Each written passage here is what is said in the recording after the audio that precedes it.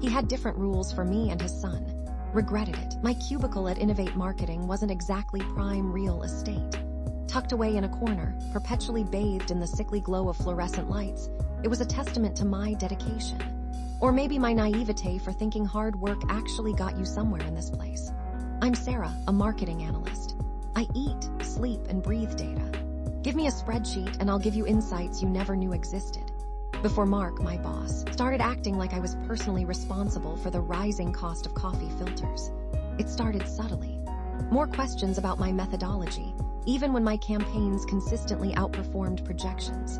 More scrutiny over my budget allocation, despite staying well within the approved limits. Then Ethan arrived. Ethan, Mark's son. Fresh out of college, with a degree in something vague and business-related, he landed the entry-level marketing assistant role. I'd seen his resume or lack thereof. My first thought was, oh God, here we go. My second thought, after watching him struggle to open a simple CSV file, was, this is going to be a long few months. Mark's attitude shifted noticeably after Ethan's arrival. Suddenly, my meticulously crafted reports were too complex. My innovative campaign ideas were too risky. And Ethan's, well, Ethan could barely operate the coffee machine without supervision, but he was learning so fast the preferential treatment was blatant. Ethan showed up late, left early, spent most of his day scrolling through social media, and faced zero consequences. If I was a minute late coming back from lunch, Mark would be waiting with a thinly veiled lecture about professionalism. He's just starting out, Sarah, Mark would say, his voice dripping with condescension. We need to be patient. Patient? I'd been grinding for 3 years, consistently exceeding expectations, and I was treated like I was still an intern. Meanwhile, Ethan was essentially getting paid to breathe. David, a graphic designer in the adjacent cubicle, was my sounding board. He was the office cynic, always ready with a witty observation and a much-needed dose of reality. Don't let it get to you, Sarah, he'd said one afternoon, leaning over the partition. Mark's just playing favorites. It's pathetic, but it is what it is. It's more than pathetic, David, I argued, frustration bubbling over. It's affecting my work. I'm constantly having to fix Ethan's mistakes while Mark acts like I'm the one screwing up. Document everything, David advised. Every mistake, every time Mark ignores it, every time you have to clean up his mess. You never know when you might need it, so I started keeping a detailed log. At first, it was just a way to vent. But as the weeks went on, the log grew into a damning indictment of Ethan's incompetence and Mark's blatant nepotism. Then came global tech. Securing global tech was a huge win for Innovate Marketing. It was a multi-million-dollar contract, a chance to showcase our skills on a global stage. And to my surprise, I was assigned to lead the marketing campaign. Finally, I thought, a chance to prove myself. Of course, Ethan was assigned to the project as well. His primary responsibility, data entry. Seemed simple enough, right? Wrong.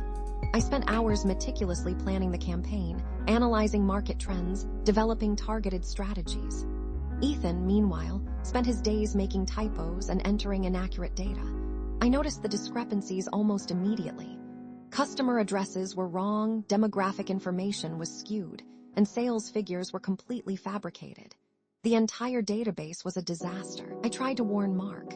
I presented him with a detailed report outlining the errors and their potential impact on the campaign. He dismissed my concerns with a wave of his hand. Don't worry so much, Sarah, he said, his eyes glued to his phone. Ethan's got it covered. He's a bright kid. But Mark, I insisted, the data is completely wrong. This could jeopardize the entire campaign. You're just jealous, he accused, finally looking up from his phone. Jealous that Ethan is catching on so quickly. Jealous? I was about to pull my hair out from the stress of fixing his son's screw-ups while simultaneously trying to launch a major marketing campaign. That night, fueled by caffeine and righteous anger, I stayed late, correcting the data myself. I double-checked every entry, verified every address, and rebuilt the database from scratch. It took hours, but I finally managed to salvage it. The day of the global tech presentation arrived. The pressure was immense. Mr. Thompson, the CEO, rarely made an appearance at presentations, but he was there that day, looming in the background like a benevolent or malevolent overlord. Mark, beaming with pride, introduced the team and launched into a slick presentation, taking full credit for the hard work I had put in. Ethan sat beside him, looking smug and completely clueless. Then came the moment of truth, the report. Ethan was responsible for compiling the final data and generating the key performance indicators. He fumbled with the projector, his face turning a shade of red that rivaled the company logo. The first slide appeared on the screen. It was a complete mess. Numbers were wrong, charts were mislabeled, and the overall presentation was incoherent. The client looked confused. Mr. Thompson's expression darkened, and Mark visibly panicked. "There seems to be a slight technical difficulty," Mark stammered, sweat beading on his forehead. Ethan mumbled something about a corrupted file and frantically clicked through the slides, making the situation even worse. I knew I had to do something. If I didn't, the entire deal would be lost. I took a deep breath and stepped forward. "Excuse me, Mark," I said, trying to keep my voice calm. "I think I can help." Mark glared at me, his face a mask of barely contained fury. "What do you think you're doing, Sarah?" "I think the presentation needs a few adjustments," I replied, gesturing to the screen. Without waiting for his permission, I walked to the front of the room and took control. I connected my laptop to the projector and pulled up the corrected data I had prepared the night before. I walked the client through the updated report, explaining the key findings and highlighting the potential opportunities. I used clear, concise language, addressing their concerns and answering their questions with confidence. As I spoke, I could feel the atmosphere in the room shift. The client's confusion turned to interest, Mr. Thompson's frown softened, and Mark's face slowly turned purple with rage. I managed to salvage the presentation, impressing the client and earning a barely perceptible nod of approval from Mr. Thompson. The deal was saved. After the presentation, Mark cornered me in the hallway. "What the hell was that, Sarah?" he hissed, his voice barely above a whisper. "You deliberately undermined Ethan. I saved the presentation, Mark," I retorted, my own anger rising to the surface.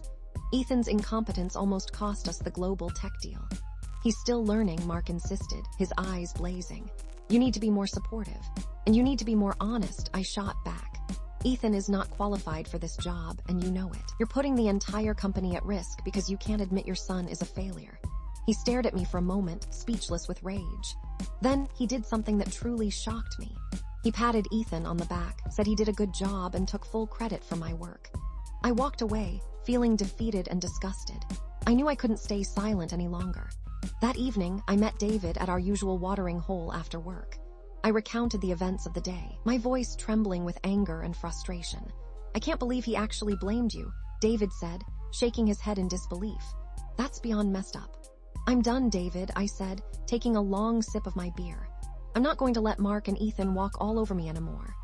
"Good," David replied, a mischievous glint in his eye. "It's time to fight back." I spent the next few days meticulously compiling all the evidence I had gathered, the documented errors, the emails where Mark dismissed my concerns, the witness statements from other coworkers who had witnessed Ethan's incompetence. I anonymized some of it to protect the sources who could be impacted. Then, I reached out to Emily, the HR manager. Emily was generally fair and well-meaning, but she was often overruled by senior management. I knew it was a long shot, but I had to try.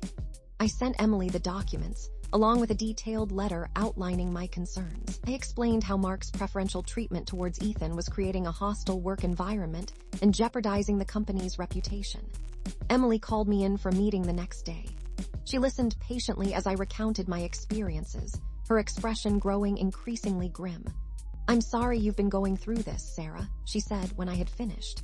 "I had some suspicions, but I didn't realize it was this bad." "I don't want to cause trouble, Emily," I said, "but I can't stand by and watch Mark ruin the company because he's too busy playing favorites with his son." "I understand," Emily replied. "I'll look into this. I can't promise anything, but I'll do what I can." A few days later, I was called into Mr. Thompson's office. My stomach churned with anxiety. Had Mark somehow managed to spin the situation in his favor? Was I about to be fired? Mr. Thompson was surprisingly calm and composed. He thanked me for bringing the issue to his attention and assured me that he was taking it very seriously. "We've launched an internal review of the global tech project," he said. "We'll get to the bottom of this."